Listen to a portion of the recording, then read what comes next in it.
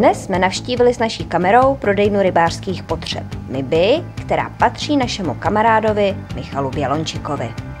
Prodejnu jsme našli na Praze 8, asi 300 metrů od stanice metra Ládví a Michala jsme se zeptali, co on a jeho prodejna může nabídnout jak nám, tak i všem rybářům.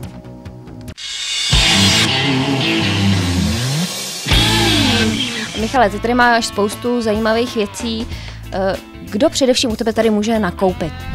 Tak ten sortiment není určený, nebo ta prodejna není specializovaná na jeden způsob lovu, ale najdeš tady základ prostě pro všechny způsoby, jak plavaná, norsko, na kapra, na položenou, na muškařinu, na fídra, prostě všechny způsoby lovu. Dobře, takže když jsem začátečník, můžeš mi tady prodat kompletní výbavu, takovou tu základní? No základní určitě, takže nějaký ten kaprařský prut nebo prut na položenou, že jo, židličku, motorový člun, motor a tak, chatu vody, no tak něco by se tady našlo určitě. Takže nějaký vlastce ty tady určitě máš, šňůrky jsme viděli, co takhle pro třpytkování? No na přívlač určitě, to je docela rozsáhlý sortiment, jak přívlače ve woblerech, tak twistry a veškerý ty gumy.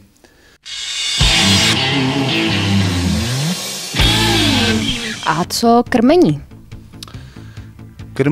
Krmení tady najdeš jak závodní, což znamená, já nevím, tu Senzu 3000, co doschytáme na těch závodech, ale i pro obyčejného rybáře, já nevím, co nejlevnější, že jo, každý kouká na každou korunu, takže najdeš tady krmení, já nevím, kilo od 35 korun. Koukám, máš tady i nějaký to oblečení, futrálky, tašky a co ještě dál? Paťohy.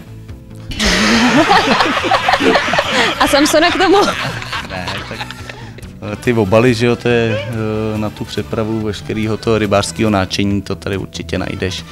A plus ty kabely, že jo, na tu přívláč, nějaký ty vesty na to muškaření, kde vlastně nepoužíváš tolik těch brašen, takže ti stačí vestička, kde to narveš všechno do kapes a nějaký ty doplňky do toho norska, ty obleky. Jak seš na tom třeba s nástražníma rybičkama? No ty jsou, že od toho 16. června vlastně až do konce roku a krom toho vlastně jsou veškerý živý nástrahy. Můžeš, teda některý musíš objednat, že to nejde mít třeba ty jamba nebo patentky, protože to rychle podléhá zkáze, ale ty červy, žížaly, rousnice, to je standardní sortiment a přes tu sezónu těch dravců jsou tady ty nástražní rybičky u těch 8 cm až na ty sumce, ty karasy kolem 40 cm. Co by se nám mohl říct o boilies?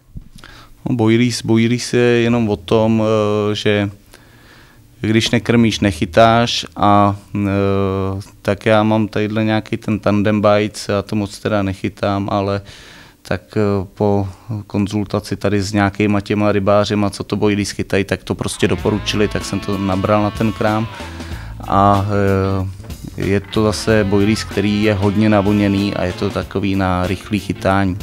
Jo, k tomu jsou určitý nebo dané doplňky, jako jsou ty gely, kde ta koule se namočí na 12 hodin do gelu, takže to nabere ještě víc toho smradu a ta ryba to snáš najde.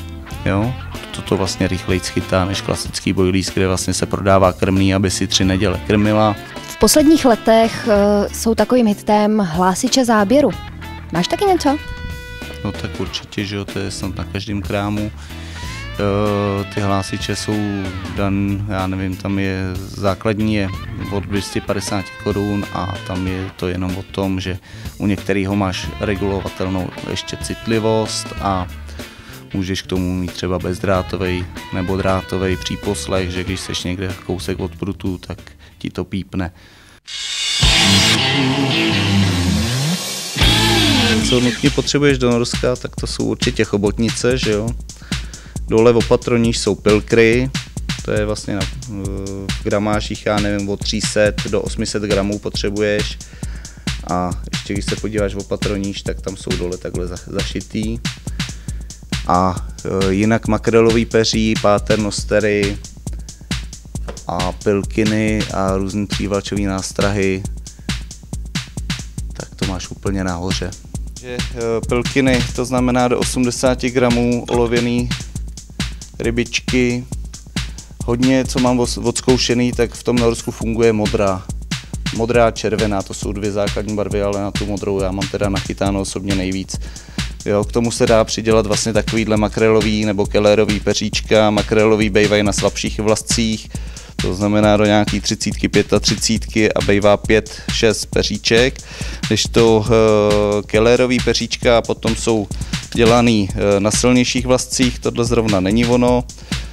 Kellerový je tohleto, když se podíváš, tak ta nástraha je větší, na silnějším vlasci a nebejvá tam tolik návazců, dělají se, já nevím, 2, 3, maximálně 4.